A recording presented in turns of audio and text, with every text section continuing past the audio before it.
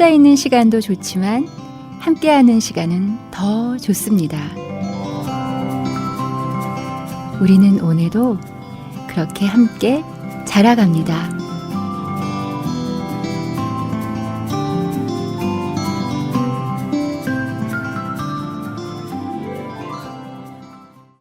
안녕하세요.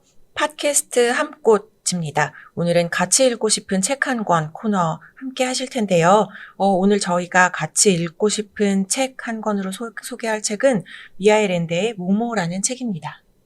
안녕하세요. 저는 소원입니다. 안녕하세요. 저는 하양입니다. 안녕하세요. 저는 제이입니다. 반가워요, 여러분. 반갑습니다. 반갑습니다. 네.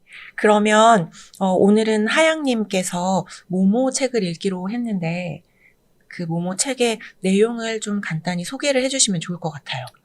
오늘 함께 읽고 싶은 책 모모는 친구들의 이야기에 귀 기울이며 함께하며 시간을 보내는 주인공 모모와 도둑질한 시간으로 존재하는 회색 신사, 그리고 또 그 밖에 많은 인물들이 나오는데요. 저는 실은 이 책을 읽으면서 이야기 속에 시간에 대한 질문들을 계속 끊임없이 작가에게 받는 느낌을 받았어요. 그러니까 시간을 너는 어떻게 보내고 싶니? 시간을 너는 어떻게 바라봐? 시간이 결국 삶인데 너는 어떻게 살아갈 거야? 라고. 그래서 여러분들과 함께 이 이야기에 대해서 한번 나눠보고 싶어서 이 책을 선택하게 되었습니다. 네, 맞아요. 모모의 작가가 누구죠? 모모는 미하일 엔데라는 독일의 작가가 70년대에 쓴 책입니다. 미하일 엔데는 초현실주의 화가인 부모님들 사이에서 태어난 작가이고요. 그래서인지 뭔가 그가 쓴 책들을 보면 전반적으로 약간 철학적인 내용들을 담고 있어서 사람들 사이에서는 철학가라고 부르는 사람들조차 있을 정도로 많은 생각들을 작품들을 통해서 표현한 작가입니다. 그래서 그런지 되게 모모 책이 아이들부터 어른까지 쉽게 읽히긴 하지만 안에 담겨있는 생각해볼 만한 거리들이 참 많은 책이더라고요. 그래서 사실 작가의 표현하는 능력이 너무 놀라웠어요.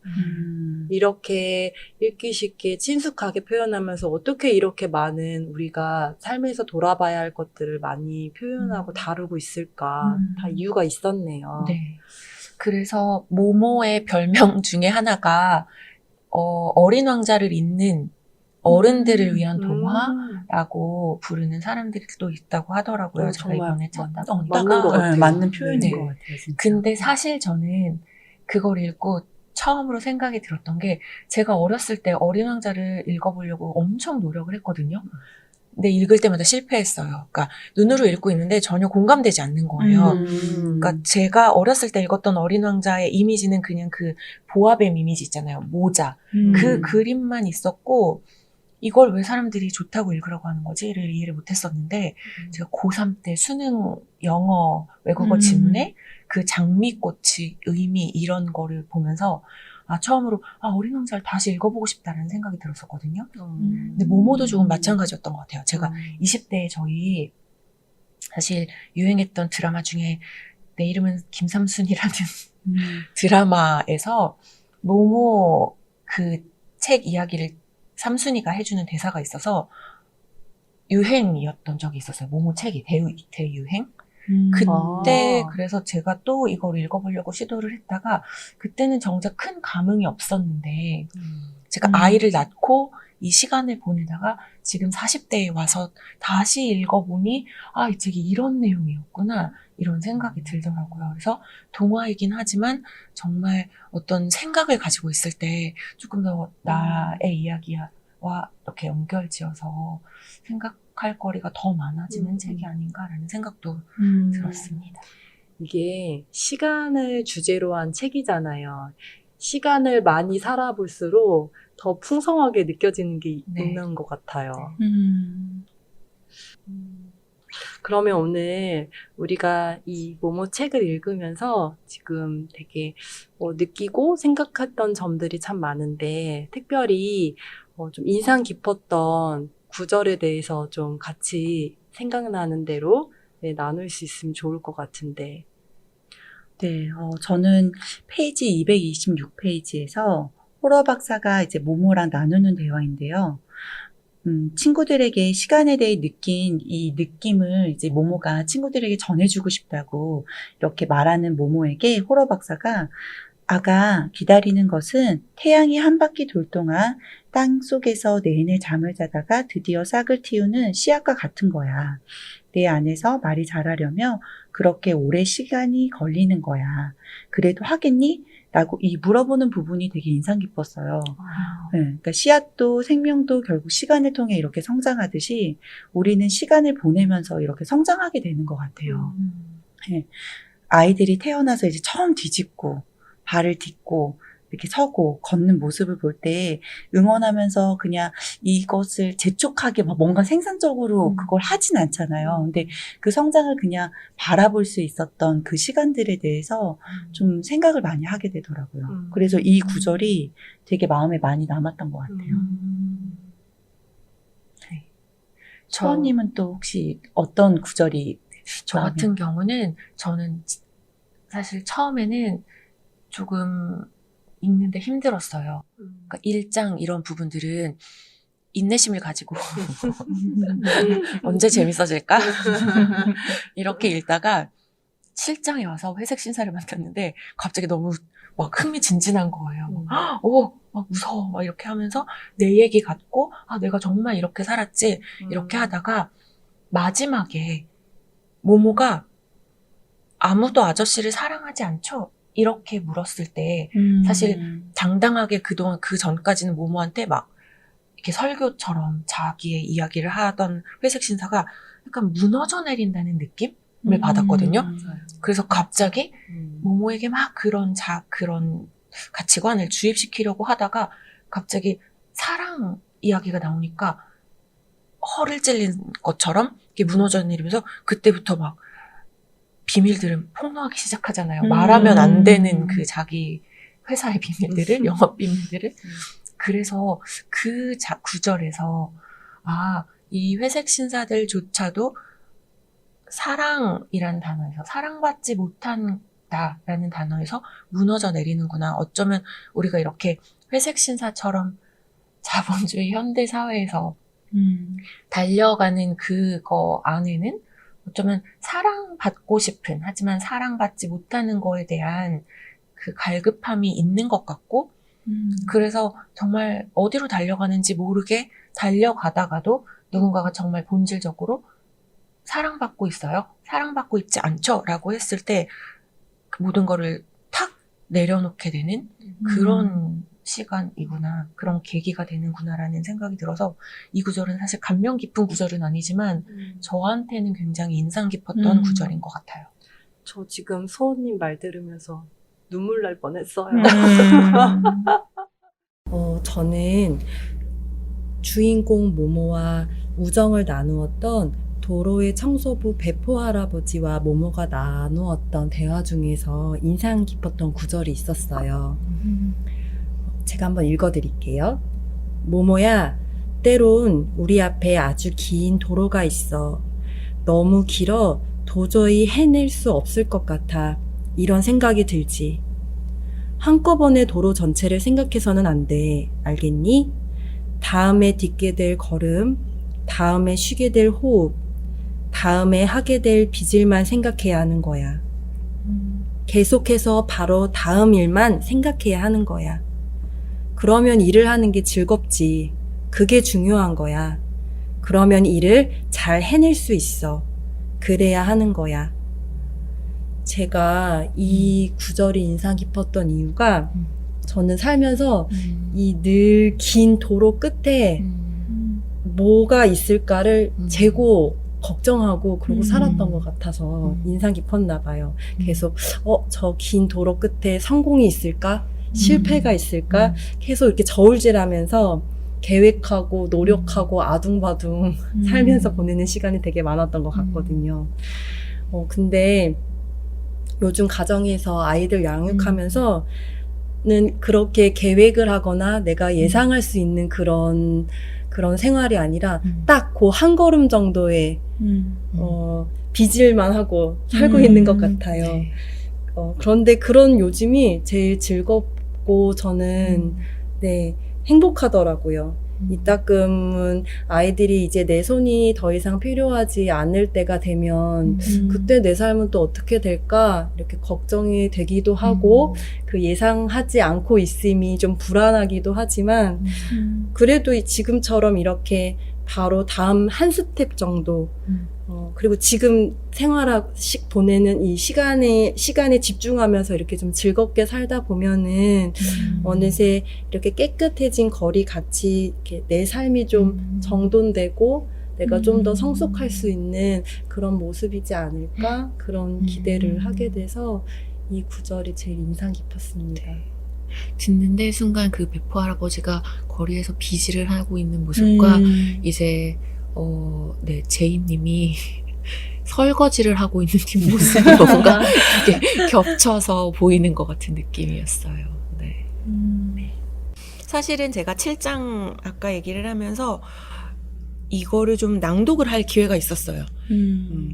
정말 실감나게 낭독을 하는데 회색 신사가 말하는 부분을 낭독하면서 저도 모르게 소름이 막 돋는 거예요. 무서워서. 제가 읽고 있지만 이 말하는 자체가 너무 무서워서 소름이 돋으면서 그와 동시에 내가 정말 너무 이렇게 생각을 하고 살고 있었구나.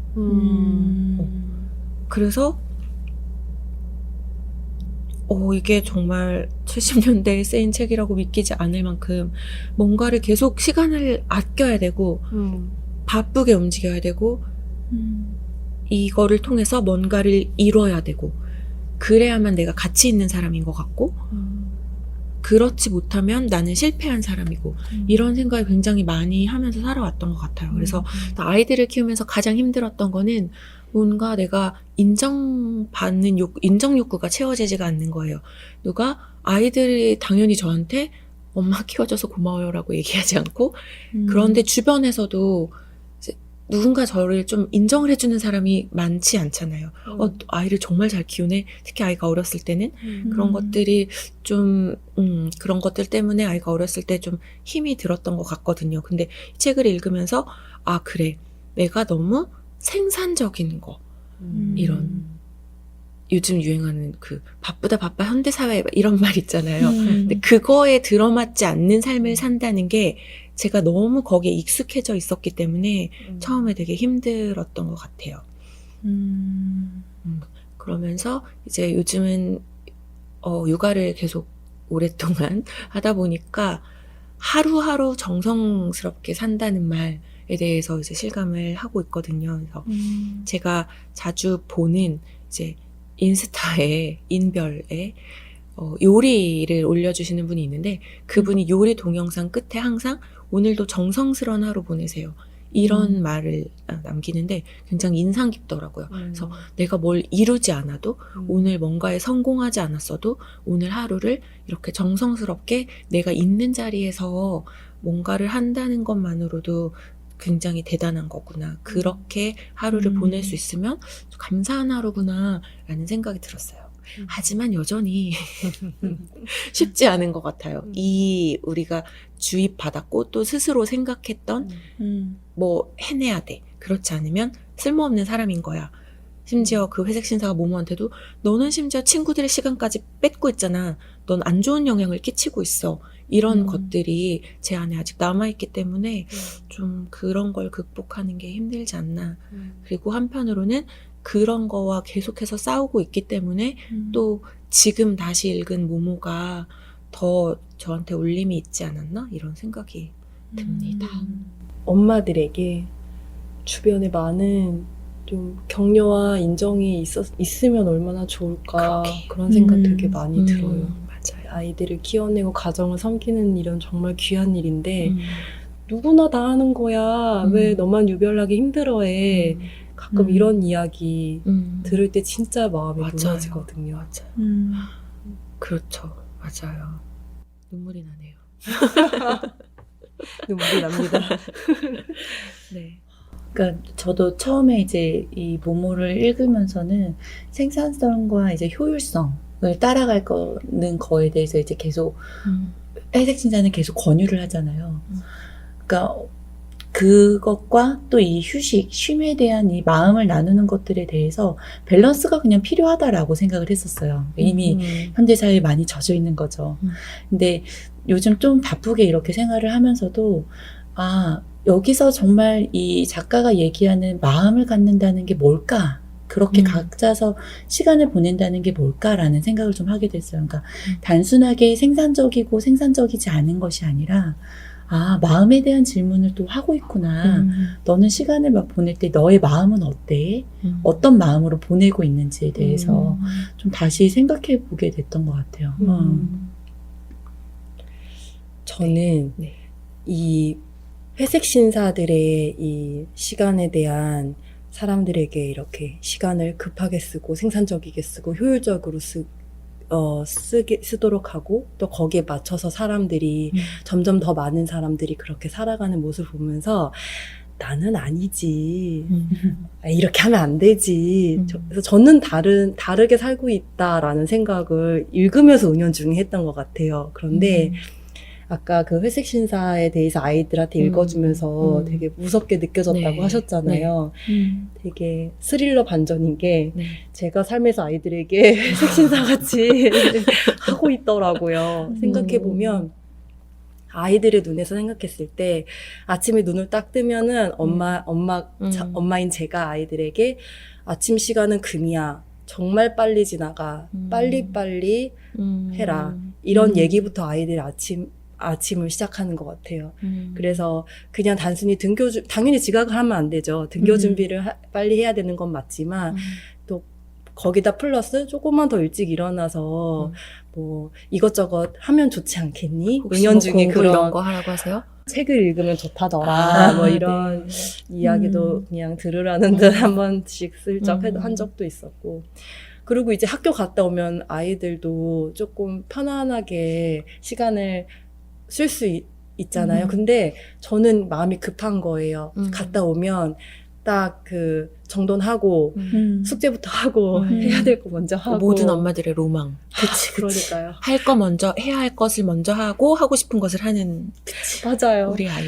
그거를 이제 계속 무슨 빚쟁이 같이 아이 옆에서 계속 반복해서 얘기하고, 근데 또 아이 입장에서는 숙제도 해. 엄마 그 다음에 밥 먹으라고 하네. 다 하고 나면은 자야 될 시간이에요. 그러니까 아이들 입장에서는 하고 싶은 것을 여유 있게 할 수 있는 시간을 내가 줬던가.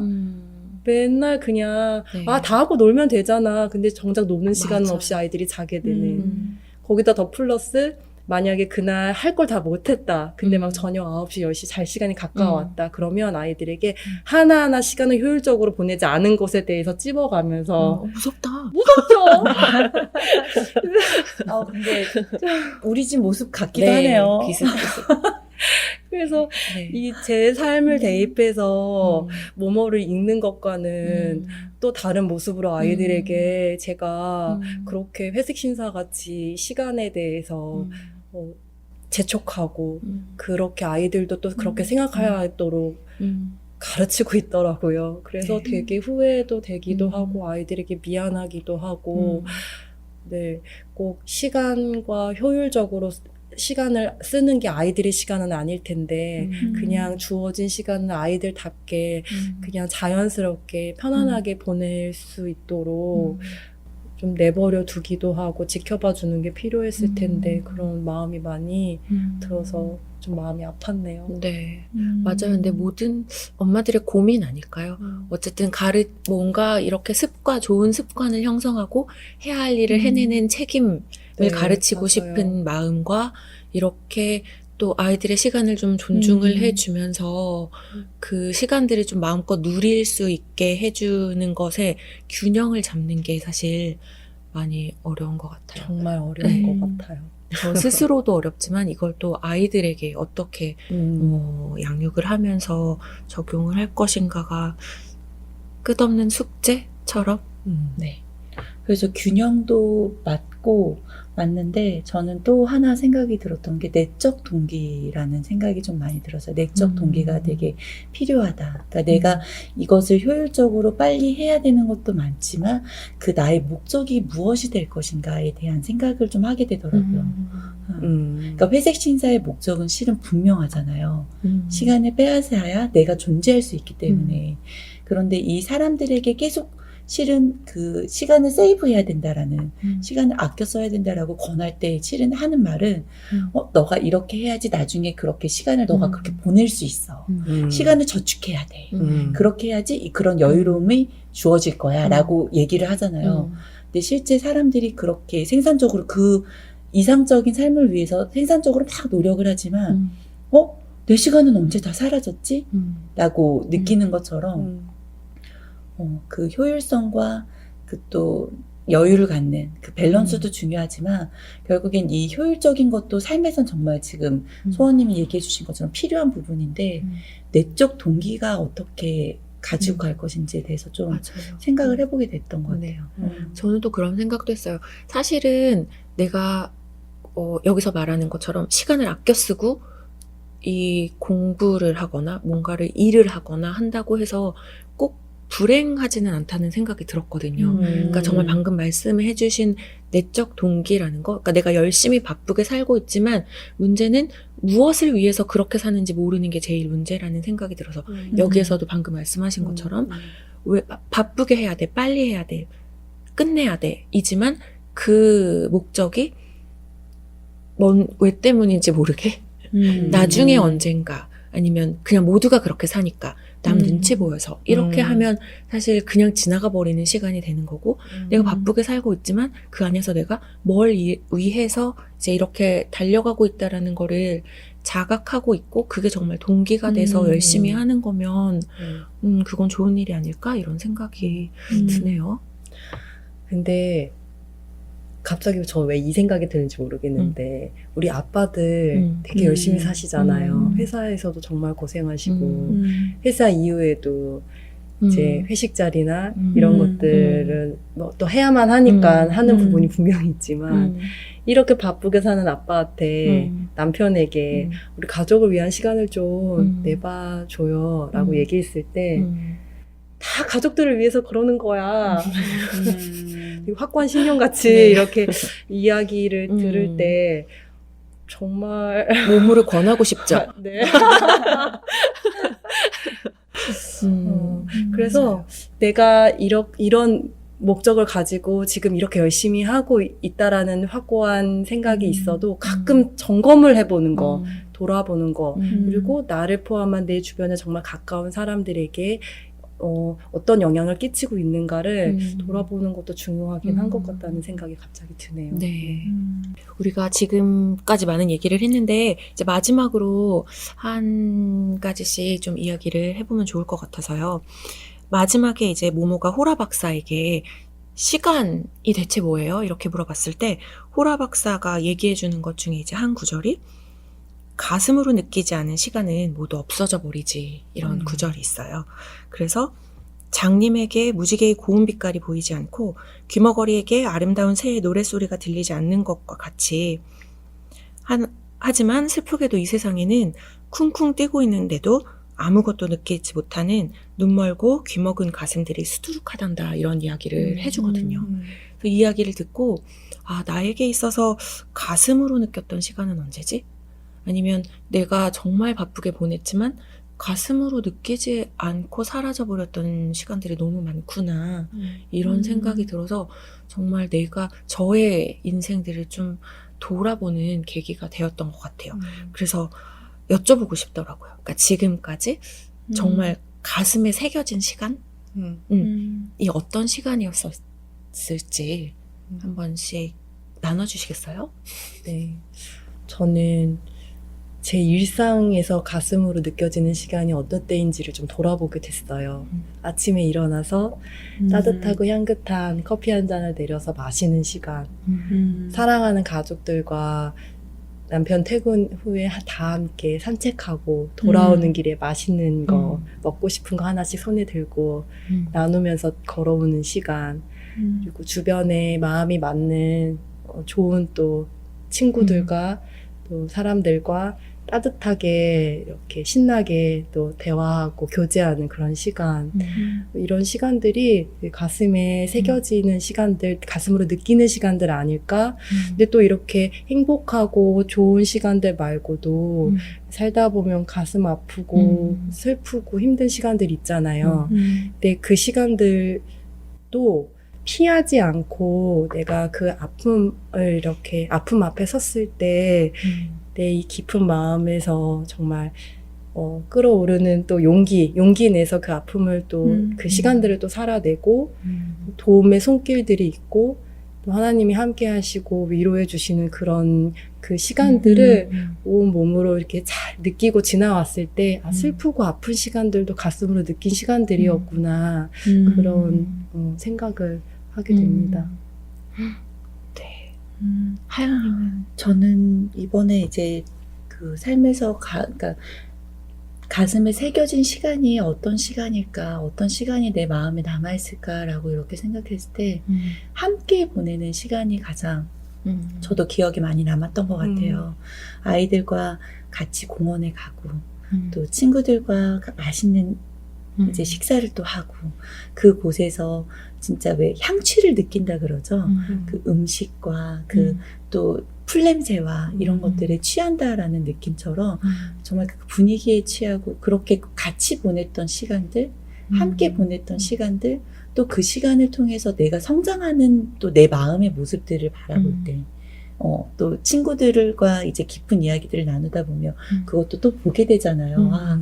저 친구도 저렇게 자라났구나. 또 아이들도 그 성장에 대한 것들, 그러니까 성장은 실제 볼 수 없지만 아이들이 자라는 거를 볼 수는 없지만 어느 순간 언제 이렇게 컸지? 할 때가 있잖아요. 그러니까 그런 것처럼 그런 시간들이 좀 마음에 가슴에 많이 남는 것 같아요. 맞아요. 저는 좀 더 세속적으로 가장 기억에 남는 장면을 한번 떠올려 봤어요. 근데 놀이공원에 갔는데 불꽃놀이 시간 땡땡 그 놀이공원에서 매일 불꽃놀이를 하잖아요. 막 그 눈앞에서 불꽃이 팡팡 터지고 있고 근데 저희가 테이블에 앉아 있고 아이들이 각자 이 저희 무릎에 한 명씩 앉아서 같이 불꽃을 바라보면서 처음 보는 불꽃이었거든요. 막내는 이제 코로나 때문에 계속 그런 기회가 없다가 우와 이렇게 감동을 하고 있는데 제가 너무 기쁜 거예요. 이제 우리가 같이 모여서 이 뭔가 처음 하는 거를 함께 하고 있다는 기쁨, 눈앞에서 뭔가 환상적인 현실이 없지만 불꽃이 팡팡 터지면서 막 뭐 너무 멋진 음악들이 나오고 있는 그 장면이 굉장히 기억에 남았거든요. 근데 그 장면이 기억에 남았던 이유를 생각해 보니 좋은 음악과 멋진 불꽃과 아이들과 남편과 이제 가족이 함께 하는 시간들 그러면서 우리 미래가 왠지 장밋빛일 것 같고 저 불꽃이 너무 아름답고 그 순간이 제 가슴에 굉장히 새겨졌어요. 그래서 네 그런 시간들이 앞으로도 우리 살면서 좀 어려운 일들이나 이런 게 있을 때 생각이 날 것 같아요. 아, 그랬었지, 그날 그랬었지 하는 행복한 기억으로 그런 생각이 나더라고요. 그리고 또 소소하게 생각을 해보니 언제인지 모르겠지만 사실 아이가 옆에 와서 말을 걸어도 제가 핸드폰을 보고 있을 때가 부끄럽지만 많거든요. 제가 쉬고 싶어서 침대에 누워서 핸드폰을 보고 있는데 아이가 와서 쫑알쫑알 얘기를 하는 거예요. 그래서 그래 이렇게 대답을 하다가 어느 순간 이 순간이 너무 아깝겠다라는 생각이 들어서 제가 딱 결심을 하고 핸드폰을 딱 내려놓고 아이에게로 돌아 누워서 눈을 마주쳤는데 그 아이 표정이 너무 화난 거예요. 눈이 똘망똘망하고. 그래서 그 딱 장면이 또 제 마음에 새겨져 있더라고요. 아, 내가 정말 내 인생에 있어서 쓸데없는 거. 그러니까 핸드폰 사실 중요하지 않은데 그런 거 내려놓고 아이와 눈을 마주치는 순간이 정말 얼마나 귀한가라는 생각에 제 가슴에 또 새겨졌던 그 두 순간인 것 같아서 이거를 이제 생각을 하면서 두 순간이 떠올라서 참 좋았던 것 같아요. 이 각자 가슴에 새겨진 시간을 이렇게 듣는 것만으로도 너무 좋은데, 그렇게 시간을 보낸다면 우리 삶은 얼마나 더 풍성해지고 기쁠지 너무 좋네요. 네. 매일매일 가슴에 새기는 시간을 한번 살아볼 수 있도록. 네, 화이팅. 화이팅. 축복합니다. 오늘 모모에 대해서 이야기를 나눴고, 이제 시간이 다 되어서 저희가 마무리를 해야 할 것 같아요. 다음 시간에는 또 좋은 책으로 이렇게 좋은 이야기를 많이 나눌 수 있었으면 좋겠습니다. 저는 오늘 지금 이 시간도 가슴에 새겨진 시간이었던 것 같다는 생각이 들었어요. 정말 좋은 책을 읽고 네. 같이 나누고 서로 얘기해서 음. 또 나의 모습을 또 보고 너무 좋았습니다. 네. 저는 모모 같은 사람이 되고 싶다. 이제 음. 친구들에게도 아이들에게도 그냥 경청해주는 사람, 왔을 때 채근하지 않고 다 들어주고 받아주는 사람이 되고 싶다는 생각을 했습니다. 저는 이번에 모모를 읽으면서 또 이렇게 지금 함께 나누면서 더 마음에 대해서 살펴보게 된 것 같아요. 내가 지금 어떤 마음으로 지금 이 자리에 함께하고 있지? 근데 오늘도 참 너무 좋았던 것 같아요. 이렇게 함께 나누고 이야기들을 듣는 것들이 되게 귀했던 것 같습니다. 네. 오늘도 함께하니 참 좋았습니다.